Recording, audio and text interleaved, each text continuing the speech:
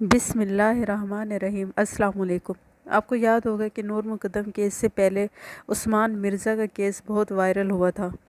پاکستان کے وفاقی دارالحکومت اسلام آباد کے سیکٹر E11 کے ایک فلیٹ میں لڑکا اور لڑکی کو جنسی طور پر ہراساں کیا گیا تھا۔ ان کی برہنہ ویڈیوز بنائی گئی تھیں اور انہیں جنسی عمل کرنے پر مجبور کیا گیا تھا۔ اب اس کیس کی تفتیش مکمل کر کے پولیس نے عدالت میں چالان جمع کرا دیا ہے۔ آج میں نے اس چالان کی ڈیٹیل ڈسکس کرنی ہے آپ سے۔ پولیس کی جانب سے اس مقدمے کی تفتیش میں بھی عثمان مرزا کو مرکزی ملزم قرار دیا گیا ہے۔ پولیس کی جانب سے جمع کروائے گئے چالان میں کہا گیا ہے کہ ملزم عثمان مرزا نے اپنے ساتھیوں کی مدد سے اسلحہ کے زور پر نہ صرف اس جوڑے کو برہنہ کیا بلکہ انہیں اس حالت میں تشدد کا نشانہ بھی بنایا۔ پولیس نے یہ بھی بتایا ہے کہ پھر ان کی ویڈیوز بھی بنائی، اس برہنہ حالت میں ان کی ویڈیوز بنائی ہیں جو کہ بعد میں سوشل میڈیا پر وائرل بھی کر دی گئی،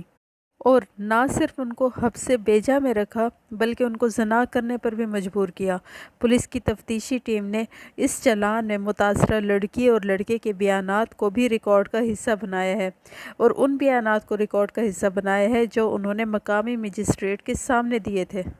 مجسٹریٹ کے سامنے لڑکی نے بیان دیا تھا کہ مجھے ملزم عثمان نے کہا تھا کہ تم اپنے منگیتر کے ساتھ بدفعلی کرو، اور اگر تم نے ایسا نہ کیا تو ہم اجتماعی زیادتی کریں گے تمہارے ساتھ۔ متاثرہ لڑکی کے بیان کے مطابق ملزم عثمان کے دوست بھی یہی دھمکی دے رہے تھے۔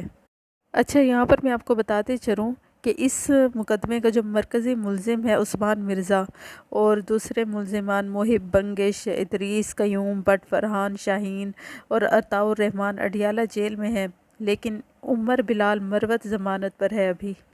عمر بلال مروت اس لیے ضمانت پر ہے کہ وہ سامنے نہیں تھا، وہ ویڈیو میں نظر نہیں آ رہا تھا، وہ دروازے پہ ٹھہرا تھا۔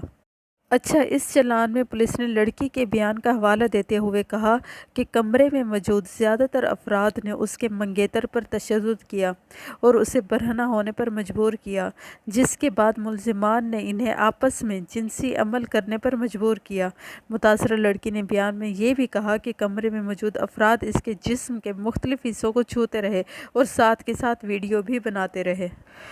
پولیس نے مرکزی ملزم عثمان مرزا کے بیان کو بھی چالان کا حصہ بنایا ہے، جس میں اس نے دوران تفتیش پولیس کے سامنے انکشاف کیا کہ 18 اور 19 نومبر 2020 کی درمیانی رات میں یہ ویڈیو بنائی گئی تھی۔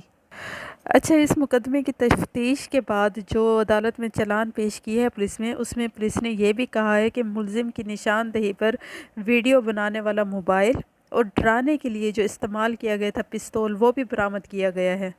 اچھا، یہ جو پستول ہے جو اس سے برآمد ہوا ہے، جو اس نے ڈرانے کے لیے رکھا ہوا تھا، اس کے بارے میں چالان میں ایک بات سامنے آئی ہے کہ یہ جو پستول ہے اس کا لائسنس ابھی تک اس نے پیش نہیں کیا۔ عثمان مرزا نے ابھی تک اس پستول کا لائسنس نہیں دیا، جس کی وجہ سے عثمان مرزا پر غیر قانونی اسلحہ رکھنے کا ایک اور مقدمہ درج کر لیا گیا ہے۔ اچھا، یہ جو ملزم عمر بلال مروت جو کہ ضمانت پر رہا ہے، چالان میں کہا گیا ہے کہ دوران تفتیش اس ملزم نے انکشاف کیا کہ عثمان مرزا کے کہنے پر متاثرہ لڑکا اور لڑکی سے 11,25,000 روپے لیے ہم لوگوں نے، جن میں سے 6 لاکھ عثمان مرزا کو دیے گئے اور باقی کے جو پیسے تھے وہ دیگر ساتھیوں میں آپس میں تقسیم کیے گئے۔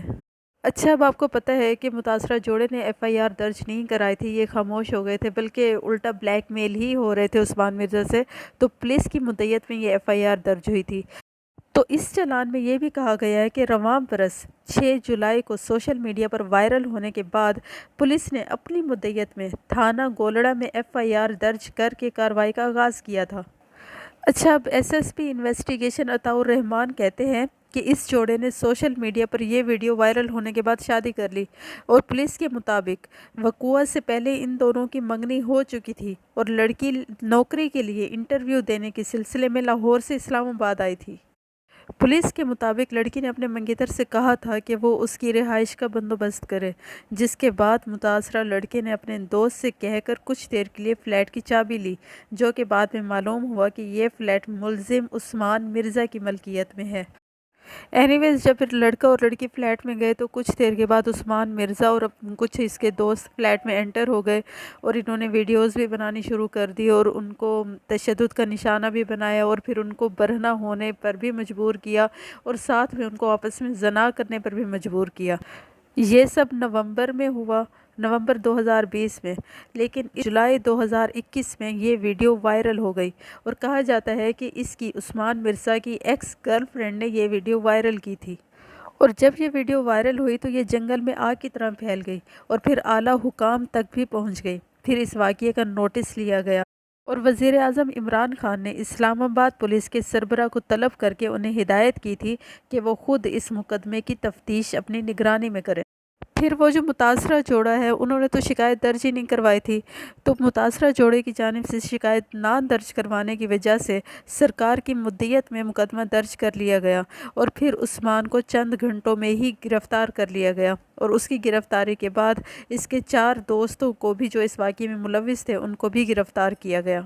یہ عثمان مرزا گاڑیوں کی خرید و فروخت کا کام کرتا ہے اور اس کے بعد اسلحے کی نمائش کرتے ہوئے اس کی کچھ اور ویڈیوز بھی منظر عام پر آئی،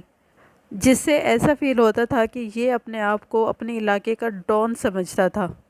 لیکن اسلام آباد پولیس کی جانب سے کہا گیا تھا کہ انصاف ملے گا اور کوئی بھی شخص کتنا بھی بااثر کیوں نہ ہو قانون سے بالاتر نہیں ہو سکتا۔ اینی ویز اب یہ تمام ملزمان جوڈیشل ریمانڈ پر اڈیالہ جیل میں ہیں، جبکہ فرد جرم عائد کرنے کے لیے 28 ستمبر کی تاریخ مقرر کر دی گئی ہے۔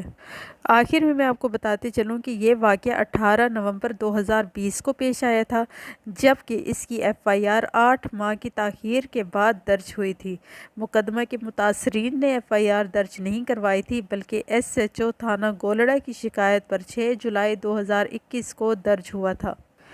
اینی ویز اب خواتین کے حقوق کے لیے کام کرنے والی تنظیمیں اس واقعے میں ملوث ملزمان کو قرار واقعی سزا دینے کا مطالبہ کر رہی ہیں، بلکہ صرف تنظیمیں ہی نہیں، ہم سب چاہتے ہیں کہ ان کو ان کے کیے کی ایسی سزا ملے کہ لوگ ان کو دیکھ کے عبرت حاصل کریں۔ ان کو سرعام پھانسی دے کے 1 ہفتہ ان کی لاشوں کو چوک پہ لٹکایا جائے تاکہ آگے کوئی بھی کسی کے ساتھ غلط کرنے سے پہلے 100 دفعہ سوچے۔ اور اب آخر میں جانے سے پہلے ایک حدیث۔